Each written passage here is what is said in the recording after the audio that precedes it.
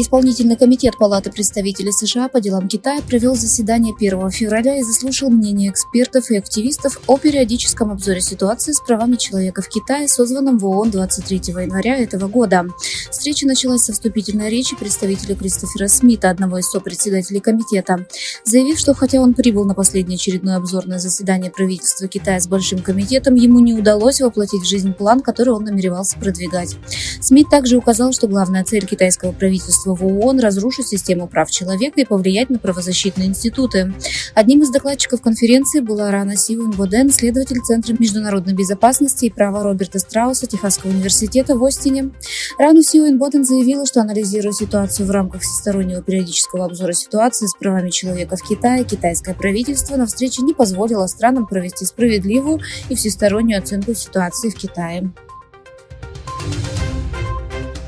По данным Human Rights Watch, продукцию алюминиевых заводов, на которых уйгуры были вынуждены работать, используют автомобильные компании по всему миру.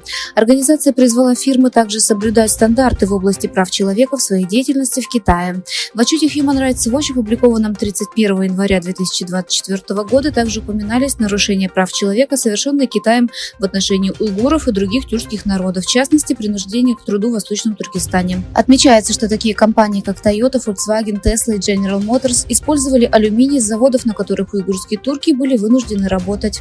В отчете утверждается, что рассматриваемые автомобильные гиганты придерживаются строгих стандартов в области прав человека для надзора за глобальными цепочками поставок, но они не применяют те же критерии для своей деятельности в Китае.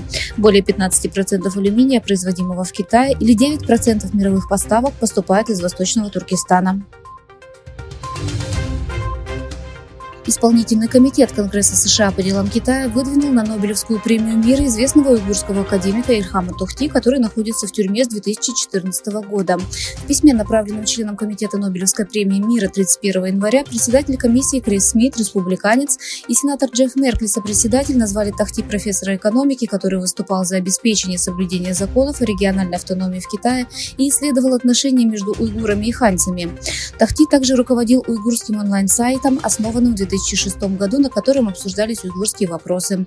В 2014 году китайские власти арестовали Тохти, которому сейчас 54 года, и приговорили его к пожизненному заключению в сентябре того же года после двухдневного сфабрикованного слушания по обвинениям в сепаратизме.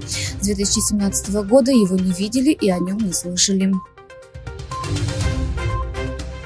В новый список, опубликованный на веб-сайте Пентагона, были добавлены более 10 новых компаний, в том числе производитель микросхем, компания по искусственному интеллекту Mevgi, производитель лидаров Hesai и технологическая компания NetPosa.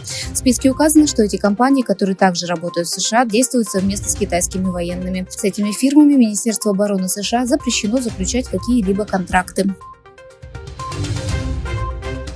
Председатель Центрального банка Турецкой Республики Хафиз Гае Эркан объявила в своем аккаунте в социальной сети, что она просит прощения со своего поста. Вернувшись в Турцию, США, где она жила и работала на посту председателя Центрального банка, Эркан стала первой женщиной-президентом учреждения. Саудовская Аравия была готова принять политическое обязательство, не имеющее обязательной силы по созданию палестинского государства, вместо обязательного шага со стороны Израиля в обмен на ратификацию соглашения об обороне с Вашингтоном перед президентскими выборами в США. Месяцы дипломатии под руководством США, которые потребовались Эр-Рияду для нормализации дипломатических отношений с Тель-Авивом и признанию этой страны, были отложены в октябре администрации Саудовской Аравии из-за разразившейся войны в Газе.